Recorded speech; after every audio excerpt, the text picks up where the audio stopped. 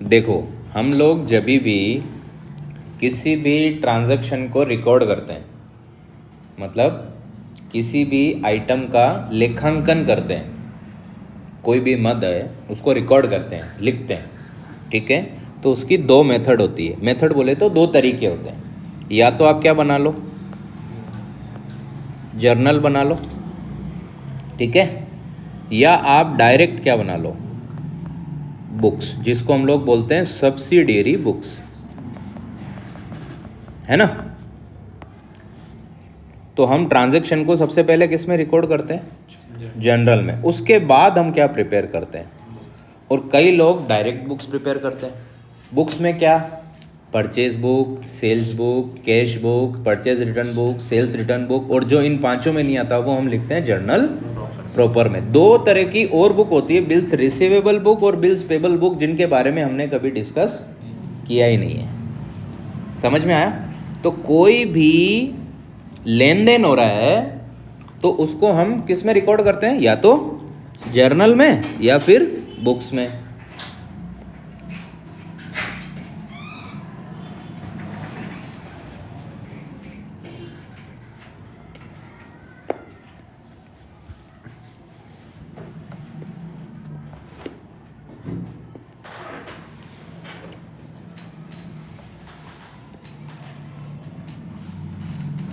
अब जर्नल और बुक्स के बाद हम क्या प्रिपेयर करते हैं, जर्नल से भी और बुक से भी हम क्या प्रिपेयर करते हैं, लेजर।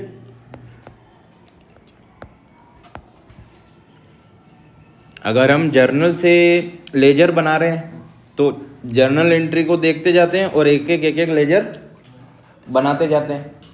और अगर हम बुक से लेजर बना रहे हैं तो बुक से भी लेजर बना सकते हैं। पहले कैश बुक में देखते हैं कौन कौन से अकाउंट आ रहे हैं। जो टू साइड आ रहे हैं वो तो सीआर हो रहा है, तो कैश बुक क्या हो रही है, कैश या बैंक क्या हो रहा है, डीआर। और जो बाई साइड आ रहा है वो क्या हो रहा है, डीआर। तो कैश और बैंक क्या हो रहा है, सीआर। समझ में आया। तो कैश बुक के अंदर जो भी हमने आइटम्स लिखे हैं या जिनके भी नाम लिखे हैं उनकी लेजर बनाते हैं। फिर सेल बुक के अंदर जिन जिन का नाम आया उनकी भी लेजर बनती है। फिर परचेस बुक के अंदर जिन जिन का नाम आया है उनकी भी लेजर बनती है। फिर परचेज रिटर्न और सेल्स रिटर्न से भी लेजर बनती है। और फिर जनरल प्रॉपर से तो लेजर बनाना आता ही है, जो ऐसे बनता है वही जनरल प्रॉपर से बनेगा। समझ में आ रहा है ना, है ना। अब लेजर के बाद हम लोग क्या बनाते थे, ट्रायल बैलेंस। लेजर के बाद हम लोग क्या बना रहे थे, ट्रायल बैलेंस, है ना। ट्रायल बैलेंस इसका क्या फॉर्मेट होता है, पहले सीरियल नंबर, है ना, फिर name of ledger account, name of ledger account, उसके बाद एक एलएफ आ जाता है, फिर डीआर और फिर सीआर। ठीक है। तो यहाँ क्या होता है, लेजर की टोटल क्या आनी चाहिए, बराबर। और अगर लेजर की टोटल बराबर नहीं आती है तो हम सस्पेंस लिख देते हैं। और उस सस्पेंस को क्लियर भी किया हमने, पूरा चैप्टर पढ़ा है क्या, रेक्टिफिकेशन ऑफ एरर, अशुद्धियों का सुधार। क्लियर है। तो पहले हम लोग क्या प्रिपेयर करते हैं, जनरल या बुक्स, उससे लेजर, लेजर के बाद ट्रायल बैलेंस। ठीक है। और ट्रायल बैलेंस के बाद हमने कुछ चैप्टर्स पढ़े, जैसे बैंक रिकन्सिलिएशन स्टेटमेंट हो गया, डेप्रिसिएशन हो गया, या हाँ, समझ में आया।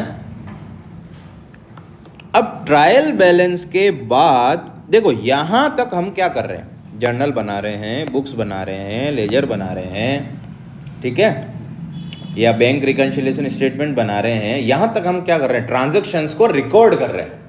क्या कर रहे हैं, यहाँ तक हमने किसी भी तरह की अकाउंटिंग नहीं करी है। अकाउंटिंग का मतलब होता है लॉस कितना हुआ, प्रॉफिट कितना हुआ। क्या जर्नल, बुक्स, लेजर और ट्रायल बैलेंस से पता पड़ता है आप कितने प्रॉफिट में हो, कितने लॉस में हो, पता पड़ता है क्या, नहीं पता पड़ता। जर्नल, लेजर, इनमें आप क्या कर रहे हो, खाली जो ट्रांजैक्शन हुआ उसको रिकॉर्ड कर रहे हो। समझ में आया। तो इन सबको हम लोग बोलते हैं बुक कीपिंग। क्या बोलते हैं, मतलब अभी तक तो हमने अकाउंटिंग पढ़ी ही नहीं है। आज से हमारी अकाउंटिंग चालू होगी। अभी तक हम क्या पढ़ रहे थे? बुक कीपिंग, जिसको तुमने हिंदी में भी पढ़ा होगा, तुम्हारी बुक में पुस्त पालन। तुमने एक डिफरेंस भी पढ़ा होगा, लेखांकन और पुस्त पालन में क्या अंतर है, समझ में आया? अब हम क्या चालू करेंगे? लेखांकन। क्लियर है? तो अकाउंटिंग है ना, अकाउंटिंग में हमें क्या करने होते हैं? फाइनेंशियल स्टेटमेंट्स बनाने पड़ते हैं, वित्तीय विवरण। अकाउंटिंग में हम क्या बनाएंगे? Financial statement. क्या बनाएंगे? Financial statement. इनको हम लोग बोलते हैं वित्तीय विवरण। ठीक है? वित्तीय विवरण जो होते हैं ना, वो 3 तरीके के होते हैं। फाइनेंशियल स्टेटमेंट कितने तरीके के होते हैं? इन्हीं में अकाउंटिंग होती है आपकी। पहला होता है प्रॉफिट एंड लॉस अकाउंट, या फिर इसको बोलते हैं ट्रेडिंग एंड P&L अकाउंट। क्या? ट्रेडिंग एंड P&L अकाउंट पहला पार्ट होता है ये। उसके बाद हम लोग बनाते हैं बैलेंस शीट। क्या? Balance sheet. उसके बाद एक और स्टेटमेंट बनता है जिसको हम लोग बोलते हैं कैश फ्लो स्टेटमेंट। क्या बोलते हैं? तो ये तो अभी फिलहाल 11th में तुम्हारे कोर्स में नहीं है, 12th आएगी जब इसको पढ़ेंगे। क्लियर है? अभी हमने केवल क्या पढ़ना है? ट्रेडिंग एंड P&L अकाउंट और बैलेंस शीट। क्या पढ़ना है? ट्रेडिंग एंड P&L अकाउंट और बैलेंस शीट। तो ट्रेडिंग और P&L अकाउंट से हमें पता पड़ेगा कि हमारा बिजनेस प्रॉफिट में चल रहा है या लॉस में चल रहा है। ट्रेडिंग और P&L अकाउंट से हमें क्या पता पड़ेगा? कितना हमें लॉस हुआ है, माल बेचने से कितना लॉस हुआ, हमारे खर्चे कितने कितने हैं, हमारे प्रॉफिट कितने कितने हैं, हमारी इनकम कितनी कितनी है, हमने जो माल बेचा है वो सही भाव में बेचा है या नहीं बेचा है, क्या हमें और महंगा बेचने की जरूरत है, क्या हमें सेल बढ़ाने की जरूरत है। ये सब डिसीजंस ले भाई। बिना प्रॉफिट लॉस पता कैसे पड़ेगा बिजनेस कहाँ चल रहा है, मतलब किस पोजीशन पे है अभी। तो उसके लिए हमें क्या चाहिए? Trading and profit and loss account. उसके बाद हम बनाते हैं बैलेंस शीट। क्या? क्लियर है? तो आज हम लोग सबसे पहले सीखेंगे ट्रेडिंग अकाउंट। कौन सा अकाउंट? तो आपको आज से सीखने हैं फाइनल अकाउंट्स। क्या? Final accounts. फाइनल अकाउंट्स बोलो चाहे फाइनेंशियल स्टेटमेंट बोलो, दोनों में कोई डिफरेंस नहीं है। क्लियर है? फाइनल अकाउंट बोलो चाहे फाइनेंशियल स्टेटमेंट्स बोलो, ये इन दोनों में कोई डिफरेंस नहीं है। तो आज हम क्या पढ़ेंगे? एक तो ट्रेडिंग अकाउंट पढ़ेंगे, एक P&L अकाउंट पढ़ेंगे और एक बैलेंस शीट पढ़ेंगे। क्या क्या? Trading account, profit and loss account और बैलेंस शीट। क्लियर? ठीक है। तो ट्रेडिंग अकाउंट कैसे बनता है?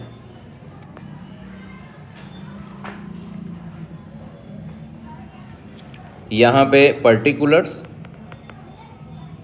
और अमाउंट। डेट यहाँ पे आपको नहीं लिखनी है क्योंकि ये वैसे ही साल के एंड में ही बनता है। अगर आपका साल 31 दिसंबर को ख़त्म हो रहा हो तो यहाँ ट्रेडिंग अकाउंट कब बनेगा? 31 दिसंबर को। और अगर आपका अकाउंट 31 मार्च को ख़त्म हो रहा हो तो भी आपका कब बनेगा? 31 मार्च को। तो यहाँ हम लिखते हैं trading account for the year ended. क्या लिखते हैं? Trading account for the year ended, फिर डेट लगा देते हैं। जैसे मैं डेट लगा देता हूँ 31 मार्च और जो भी है। क्लियर? आ रहा है समझ में कि नहीं आ रहा है ना? ठीक है। अभी पर्टिकुलर अमाउंट यहाँ पे कोई LF या डेट का कॉलम हमें बनाने की कोई ज़रूरत नहीं है। सेम ऐसे कैसे ही P&L अकाउंट बनेगा। उसके बाद बैलेंस शीट बनाने का तरीका थोड़ा अलग होता है। तो फिलहाल के लिए हम कौन सा अकाउंट सीख रहे हैं? Trading account. अब ट्रेडिंग अकाउंट का मतलब क्या होता है? इसमें गुड्स से रिलेटेड सारी चीजें आएगी। किससे रिलेटेड? माल से रिलेटेड। हमने माल खरीदा, हमने माल बेचा, माल खरीदने पे खर्चा हुआ या माल को बनाने में खर्चा हुआ, हमारे पास कितना माल पहले से पड़ा था, हमारे पास साल के एंड में कितना माल बच गया, ये सारी अकाउंटिंग कौन से अकाउंट में होगी? ट्रेडिंग अकाउंट में। क्लियर है? समझ में आ रहा है कि नहीं आ रहा है? हाँ? तो देखो इसको बनाते कैसे। अब ट्रेडिंग अकाउंट की सबसे बड़ी खास बात यह है कि इसका जैसा फॉर्मेट रहेगा ये वैसे ही बनेगा। मतलब जो चीज़ जहाँ आएगी ना वहीं आएगी, ऊपर नीचे नहीं आएगी। हाँ, कुछ चीज़ें ऐसी है जो लास्ट में आप ऊपर नीचे कहीं पे भी लिख सकते हो, लेकिन कुछ चीज़ों की जगह इसमें फिक्स रहती है। अब यहाँ पे मैं कुछ भी लिखूंगा, पहले तो टू लगाऊंगा, है ना। यहाँ पे मैंने लिख दिया टू ओपनिंग स्टॉक। सबसे पहले क्या आता है? ओपनिंग स्टॉक का मतलब क्या होता है? वो माल जो आपके पास 1 अप्रैल को था। क्या? वो माल जो आपके पास 1 अप्रैल को था। वो माल जो आपके पास 1 अप्रैल या 1 जनवरी को था, मतलब साल के पहले दिन आपके पास कितना माल अवेलेबल था, है नहीं? अभी तो साल खत्म हो गया। साल के शुरुआत में आपके पास कितने रुपए का माल था वो यहाँ पे आएगा। इसको क्या बोलते हैं? Opening stock. जितना ओपनिंग स्टॉक है वो यहाँ पे लिख दो। ये चीज़ें तुम्हें क्वेश्चन में दी भी रहेगी। समझ में आया? अब देखो माल भी 3 तरह का होता है। गुड्स कितने तरह का होता है? एक तो कच्चा माल, एक आधा बना हुआ माल और एक पक्का माल, है ना।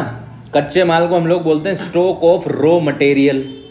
क्या बोलते हैं? उसके बाद में अर्धनिर्मित माल जो जिसको हम लोग बोलते हैं वर्क इन प्रोग्रेस। क्या बोलते हैं? कच्चे माल को क्या बोलते हैं? Raw material.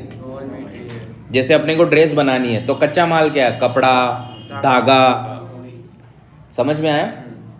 नहीं, सुई तो मशीन में आ गई ना बेटा, जो कपड़े पे लगेगा, जो ड्रेस बनाने में लगेगा।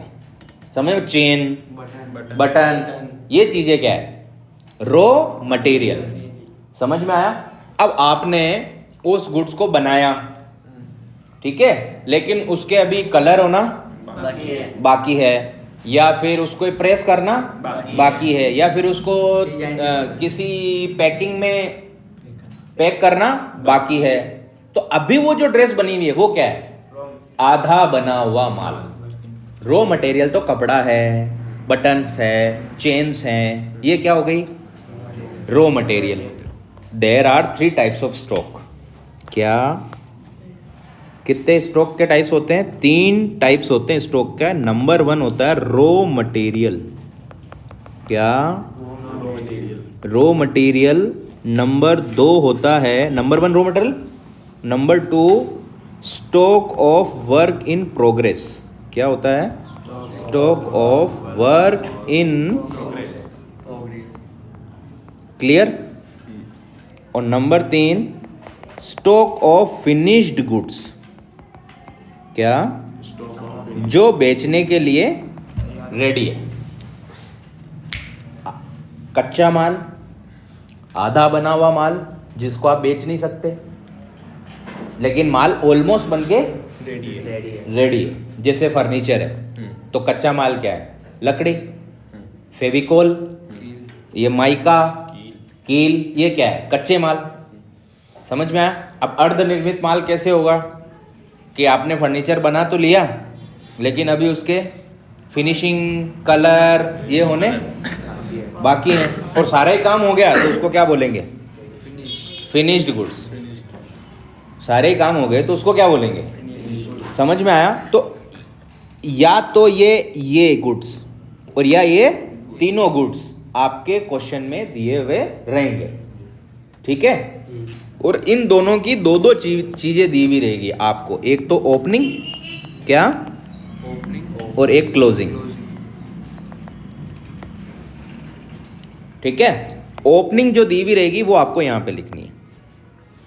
तो यहाँ पे ट्रेडिंग अकाउंट के सबसे पहले डेबिट साइड में क्या लिखना है? Opening stock. आपके पास में साल के शुरुआत में कितना कितना किस किस का माल था वो यहाँ पे आएगा। जनरली क्वेश्चन में ये 2 तरह के गुड्स आपको देते नहीं है, ये वाला और ये वाला बहुत कम देते हैं। यही वाला देंगे, एक ही बनाया, उसी को ही तो बेचोगे आप, क्लियर है? समझ में आ रहा? तो यहाँ पे जर्नल एंट्री क्या हो रही है? Trading account DR to opening stock. क्या एंट्री हो रही है? Trading account DR to opening stock. इस एंट्री को हम क्लोजिंग एंट्री भी बोलते हैं। क्या? समझ में आया? अब देखो यहाँ पे नंबर 2 पे आता है परचेजेस अकाउंट। क्या आएगा? Purchases account. यहाँ पे अंदर ही लिखते हैं इसको, परचेजेस को, और यहाँ से हम लोग परचेज रिटर्न को लेस कर देते हैं। किसको लेस करते हैं? परचेजेस रिटर्न यहाँ से हो जाती है लेस और अमाउंट बाहर आ जाती है। ठीक है? जो माल हमने इस पूरे साल में खरीदा, माल, हाँ, फर्नीचर, मशीन, बिल्डिंग, ये नहीं, माल, ठीक है, पूरे साल में खरीदा, उसमें से जितना रिटर्न कर दिया उसको क्या कर दो? माइनस। तो ये बाकी का अमाउंट बाहर आ जाएगा। इसको क्या बोलते हैं? इसको हम लोग बोलते हैं नेट परचेजेस। क्या बोलते हैं? अब देखो ये परचेज रिटर्न लेस क्यों हुआ? एक्चुअली में तो परचेज रिटर्न इधर आना चाहिए, इस साइड, क्रेडिट साइड में। ये जो परचेज रिटर्न है ये किस साइड आना चाहिए? क्रेडिट साइड आना चाहिए, लेकिन हम इसको बजाय क्रेडिट में लिखने के डेबिट में लिखते हैं। क्लियर है? ट्रेडिंग अकाउंट का रूल होता है, जो माल पड़ा है या गुड्स आ रहा है तो डीआर में, और जो माल बच गया या बेच दिया या वापस दे दिया वो आएगा सीआर में। अभी परचेज रिटर्न का मतलब क्या होता है? माल जा रहा है कि आ रहा है? जा रहा है। परचेज रिटर्न का मतलब माल जा रहा है या आ रहा है? क्या परचेज रिटर्न में माल आता है कि जाता है? तो फिर उल्टा क्यों बोल रहा है? समझ में आया? तो कायदे से ये किधर आना चाहिए? सीआर साइड में, लेकिन हम बजाय इसको सीआर में लिखने के डीआर में लिखते नहीं है, डीआर में से लेस कर देते हैं। तो एक ही बात है। क्लियर है? तो ट्रेडिंग अकाउंट में सबसे पहले आपको क्या लिखना है? Opening stock. ठीक है? जो हिंदी में आपको दिया हुआ रहेगा प्रारंभिक स्टॉक। ठीक है? उसके बाद में आपको क्या लिखना है? जो माल तुमने खरीदा, क्रय, परचेजेस, और इसमें से लेस आपको करना है परचेज रिटर्न, क्रय वापसी। क्लियर? अब यहाँ पे आपको 2 डायरेक्ट एक्सपेंसेस लिखने हैं। कौन से? अब देखो खर्चे ना फाइनल अकाउंट बनाते वक्त 2 तरीके के होते हैं, एक तो डायरेक्ट और एक इनडायरेक्ट। क्या क्या? ठीक है, डायरेक्ट वाले यहाँ पे लिखने हैं। इनडायरेक्ट वाले आपको इसके नीचे एक अकाउंट और बनाएंगे हम लोग, प्रॉफिट एंड लॉस अकाउंट, ये वाला, उसमें लिखने हैं। ठीक है? समझ में आ रहा है ना? सबसे पहले क्या लिखना है? ओपनिंग स्टॉक, उसके बाद में परचेजेस, उसके बाद में डायरेक्ट एक्सपेंसेस। अब आप में से कोई सोच रहा होगा कि ये डायरेक्ट एक्सपेंसेस क्या होते हैं? ठीक है, खर्चों का तो नाम तुमने सुना ही होगा, खूब सारे खर्चे सुने होंगे, लेकिन उसमें से कौन से डायरेक्ट हैं, कौन से इनडायरेक्ट हैं, तुम्हें क्या पता?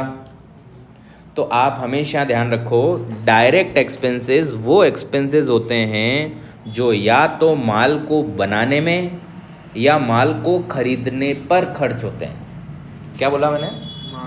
या तो माल को बनाने में या माल खरीदने पे खर्च होते हैं। जैसे मैं आपको एग्जांपल बताता हूँ, सैलरी। क्या? सैलरी। हमारे यहाँ पे कोई काम करता है, हम उसको तनख्वाह देते हैं। समझ में आया? तो क्या ये सैलरी हम माल बनाने के लिए देते हैं? माल बनाने के लिए मजदूरी देते हैं या सैलरी देते हैं? मजदूरी। जैसे कोई ड्रेस बना रहा है ट्रेलर, तो उसको सैलरी देते हैं या मजदूरी देते हैं? उसको सैलरी नहीं बोलते, उसको हम लोग बोलते हैं वेजेस। तो सैलरी क्या है? इनडायरेक्ट एक्सपेंसेस, और वेजेस क्या है? Direct expenses. समझ में आया? सैलरी हम किसको देते हैं? जो हमारी दुकान पे सेल्समैन है, या कोई कंप्यूटर पे बैठा है, या कोई अकाउंटिंग कर रहा है, ये क्या होते हैं? या कोई माल बेचने का काम कर रहा है, या हमारे लिए कोई मार्केटिंग कर रहा है। समझ में आया? इनडायरेक्ट एक्सपेंसेस माल को बनाने के बाद ही होते हैं सारे। क्या? जैसे प्रिंटिंग हो गया, स्टेशनरी हो गया, टेलीफोन एक्सपेंसेस हो गया, इलेक्ट्रिसिटी हो गया, सैलरी हो गया, डिस्काउंट हमने दिया है वो हो गया, ब्याज चुकाया हमने, इंटरेस्ट पे करा वो हो गया। ये सब क्या है? इनडायरेक्ट। ये सब क्या है? तो डायरेक्ट क्या क्या है? डायरेक्ट जो माल को खरीदने में लगते हैं। डायरेक्ट खर्चे कौन से होते हैं? जो या तो माल को खरीदने में लगते हैं या माल को बनाने में लगते हैं। जैसे माल खरीदोगे तो वेजेस लग जाएगा, ठीक है, कैरिज लग जाएगा। कैरिज को हम लोग क्या बोलते हैं? गाड़ी भाड़ा। कार्टेज भी बोलते हैं गाड़ी भाड़ा को, है ना। फ्राइट भी बोलते हैं गाड़ी भाड़ा को। ये कब लगते हैं ये तीनों? माल को खरीदते टाइम जो किराया भाड़ा लगता है हमारा, ठीक है, वेजेस हो गया। उसके बाद में ऑक्ट्री हो गया। ऑक्ट्री क्या होती है? चुंगी। टेम्पो आया, चुंगी वाले ने रोक लिया, ला भाई 50 रुपये, ये भी खर्चा लग गया। समझ में आया? कोई इम्पोर्ट ड्यूटी हो गई, हम विदेश से माल मंगा रहे हैं तो ये भी तो खरीदने में है। इम्पोर्ट ड्यूटी का मतलब हम इंपोर्ट कर रहे हैं गुड्स को। कहाँ से? इंपोर्ट को क्या बोलते हैं? आयात कर रहे हैं हम कहीं से माल, ठीक है। तो ओवरऑल और भी कुछ मैन्युफैक्चरिंग एक्सपेंसेस हो गए। कौन से? मैन्युफैक्चरिंग मतलब माल बनाने से रिलेटेड कितने भी तरह के खर्चे हो गए, या फैक्ट्री का खर्चा हो गया कोई। किसका? ये सारे खर्चे कौन से होते हैं? डायरेक्ट। समझ में आया? तो आपके सामने क्वेश्चन में अगर कोई खर्चा आता है, ठीक है, आपके सामने क्वेश्चन में अगर कोई खर्चा आता है और आपको मालूम नहीं पड़ पा रहा है कि ये डायरेक्ट है या इनडायरेक्ट है, तो कैसे पता लगाओगे? कि आप उस खर्चे को सोचो कि यार ये खर्चा माल बनाने या खरीदने में लगता है क्या? क्या ये खर्चा माल बनाने या खरीदने में, अगर ऐसा नहीं है तो वो कौन सा खर्चा है? इनडायरेक्ट। समझ में आया? जैसे ब्याज चुकाया, अब ब्याज का क्या लेना देना माल से, तो कौन सा खर्चा है? इनडायरेक्ट। समझ में आया? आपने प्रिंटिंग चुकाई, उसका क्या लेना देना है माल बनाने से या खरीदने से? मेरी बात समझ रहे हो? तो डायरेक्ट खर्चे कौन से होते हैं? जो माल को बनाने या खरीदने में खर्चे लगते हैं। क्लियर है? Which expenses are incurred during the manufacturing of goods or during the purchases of goods are called direct expenses. समझ में आया? And after manufacturing of goods, all the expenses incurred are called indirect expenses. समझ में आया? कोई दिक्कत? तो trading के डेबिट साइड में ये तीन ही आइटम आते हैं, चौथा कोई आइटम नहीं आएगा। कौन कौन से? Number 1 opening stock, number 2 net purchases. क्या? नेट परचेजेस बोले तो परचेजेस माइनस परचेजेस रिटर्न, ठीक है। और नंबर 3 जितने भी डायरेक्ट एक्सपेंसेस हैं वो। क्लियर है? अब क्रेडिट साइड में क्या क्या आते हैं? तो सबसे पहले इसमें आता है बाय सेल्स अकाउंट। क्या? ये अमाउंट इधर ही आती है और इसमें से क्या माइनस हो जाएगा? सेल्स रिटर्न माइनस हो जाएगा, ठीक है।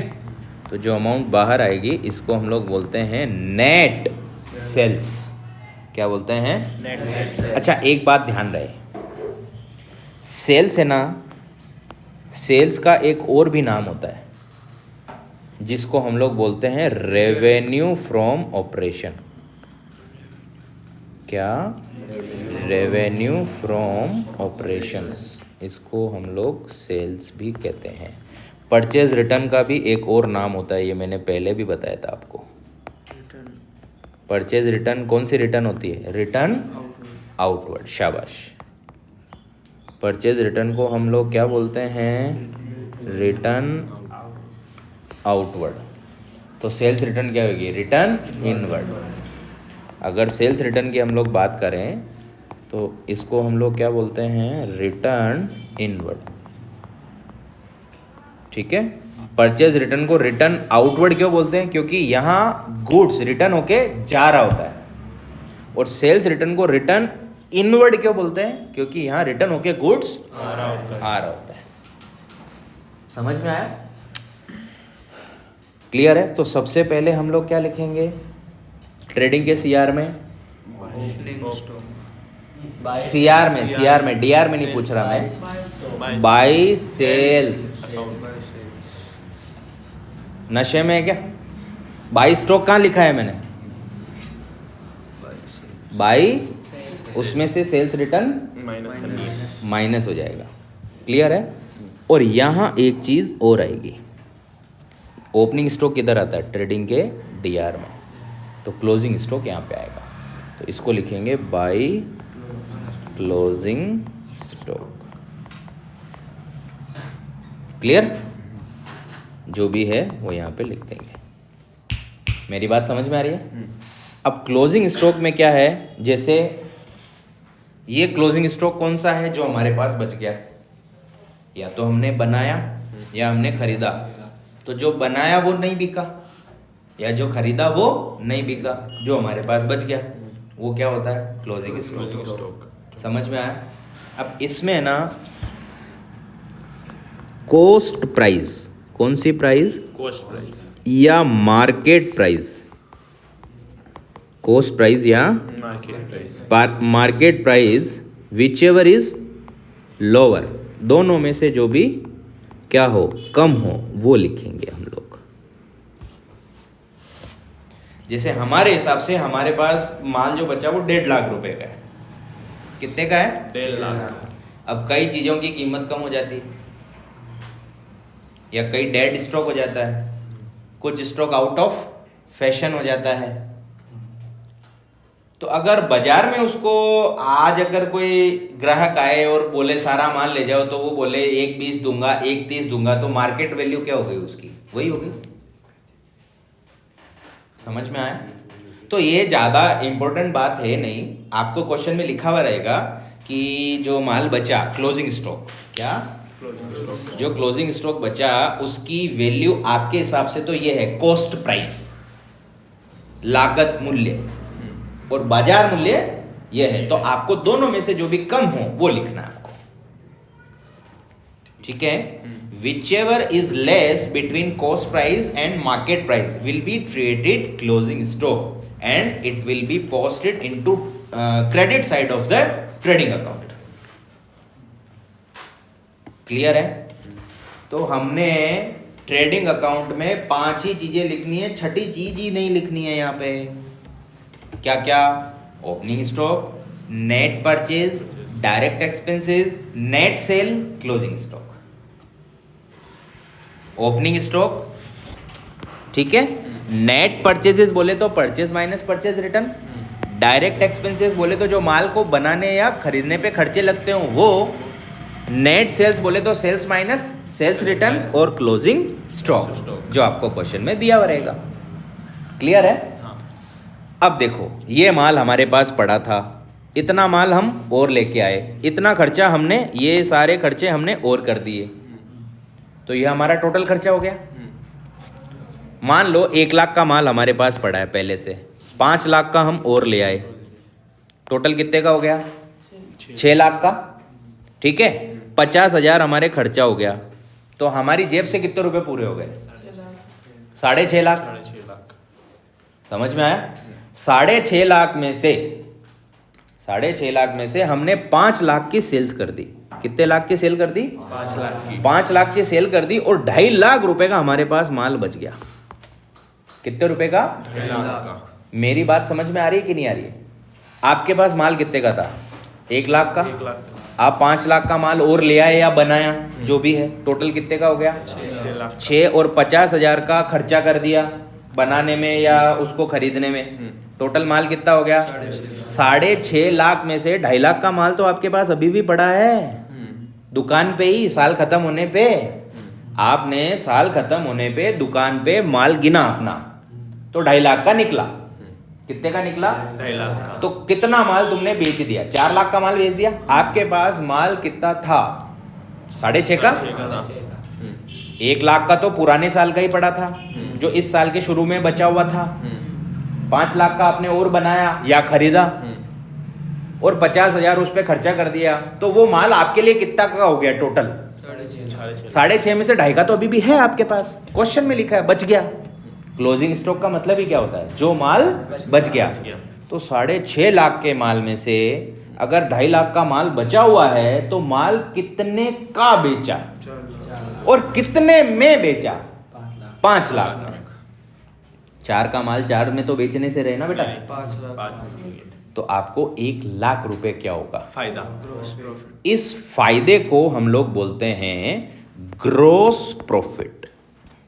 क्या बोलते हैं? Gross profit. Gross profit. Hindi में इसको बोलते हैं सकल लाभ। समझ में आया? Gross profit. ग्रोस का मतलब होता है कि हमने गुड्स बेच के कितना कमाया। ग्रोस प्रॉफिट का मतलब क्या होता है? गुड्स बेच के कितना कमाया? 1 लाख रुपए कमाया आपने। अब इस 1 लाख में से आप क्या करोगे? अपनी दुकान का खर्चा करोगे। दुकान किराए पे ले रखी है तो वो किराया चुकाओगे। दुकान पे कोई लड़का काम करता है तो उसको सैलरी दोगे। दुकान पे बिजली का बिल आता है तो वो बिजली का बिल चुकाओगे। बाकी जो प्रॉफिट बचा वो आपका। तो ये 1 लाख रुपए आपका शुद्ध मुनाफा नहीं है, इसमें से भी अभी खर्चे होने बाकी हैं। उसके लिए हम कौन सा अकाउंट बनाते हैं? P&L अकाउंट, जिसके बारे में हम खैर बाद में डिस्कस करेंगे। फिलहाल के लिए आपको यहां तक समझ में आ रहा है? तो आपके पास टोटल कितने रुपए का माल था? 4.5 उसमें से कितना का बचा लिया आपने? 2.5 लाख का। तो बेचा कितने का? 4 लाख का माल 5 लाख में बेचा। 4 लाख का माल 5 लाख में बेचा, तो हमें 1 लाख रुपए क्या होगा? फायदा। प्रॉफिट होगा। प्रॉफिट होगा। लेकिन ये प्रॉफिट आपको शुद्ध मुनाफा नहीं है, इसमें से भी हाल फिलहाल अभी खर्चे होने बाकी है। जो P&L में डिस्कस करेंगे। P&L का मतलब profit and Loss loss account। Account है। फिलहाल के लिए 1 लाख रुपए यहां तक हमने माल से कमा लिए। अभी हमारे दूसरे खर्चे इसमें से होने बाकी हैं। फिलहाल यहां तक हमने कितने रुपए कमा लिए? और यही माल में अगर 8 लाख में बेच दूं तो 4 का माल 8 में बेचा, 4 लाख का फायदा प्रॉफिट। हुआ, प्रॉफिट हुआ। समझ में आया? तो होगा क्या? इधर की टोटल लगेगी वो कि वो इधर आएगी ऐसे। ये देखो, इसको थोड़ा सा हम लोग ये फालतू चीज़ों को मिटाते हैं ताकि हमें पता पड़े कि प्रॉफिट एक्चुअली में कैसे लिखते हैं, है ना? तो अभी हमें पता है हमें कितने रुपए प्रॉफिट है? 4 लाख का। 4 लाख का माल कितने में बेचा? 8 लाख में। तो 4 लाख का ही प्रॉफिट है ना? ये लो, तो ये 8 लाख में हमने माल बेच दिया। क्लियर है? अब हम प्रॉफिट कैसे निकालेंगे? ऐसे नहीं 4 का माल 8 में बेच दिया तो प्रॉफिट, वो तो मैंने समझाने के लिए बताया। इसमें कैसे निकालेंगे? ठीक है, तो अभी देखो हमारी किधर साइड की टोटल ज़्यादा। ये एक तरह की लेजर ही है। लेजर को आप बैलेंस कैसे निकालते? जिधर की टोटल ज़्यादा है पहले इसमें से देख, जैसे डेप्रिसिएशन भी करते थे तो इधर उधर किसकी टोटल ज़्यादा है, चाहे लेजर बनाते थे। तो अभी टोटल इधर की ज़्यादा है। कितनी है? 9,50,000। कितनी है? 9,50,000। 8 लाख का तो सेल है। अच्छा 10,50,000। ठीक है 10,50,000। वो भी इधर 10,50,000। अब 10,50,000 में से कितने गए? 6.5 लाख गए। तो आपको 4 लाख का क्या है? प्रॉफिट है। तो यहां इसको क्या लिखेंगे? To gross profit. क्या लिखेंगे? मेरी बात समझ में आई कि नहीं आई? 4 लाख रुपए कैसे कमाए ये भी मैंने तुम्हारे को समझाया, ठीक है? और बैलेंसिंग फिगर से भी निकालोगे तो भी कितना आएगा? 4 लाख ही आएगा। तो क्या हमें जरूरी है फायदा ही होगा? लॉस भी हो सकता है। कल को ये माल मैंने 3 लाख में बेच दिया तो 4 का माल 3 में बिक गया। अब हमें 1 लाख का क्या होएगा? तो CR में तो 3 और 2.5 5.5 ही है। और इधर कितने हैं? 6.5। तो ये तो आएगा नहीं। यहाँ की टोटल कितनी आएगी? 650। कितनी आएगी? 650 में से 550 गए तो 1,00,000 रुपए हमें क्या होएगा, तो इसको लिखेंगे बाई ग्रोस लॉस अकाउंट। समझ में आ रहा है कि नहीं आ रहा है? आ रहा है। तो ट्रेडिंग अकाउंट पूरा समझ में आया? हाँ। पूरा है? तो ट्रेडिंग अकाउंट में एक बार वापस से बता देता हूँ। सबसे पहले क्या लिखते हैं? ओपनिंग स्टॉक, फिर नेट परचेजेस बोले तो purchase minus return outward, purchase return.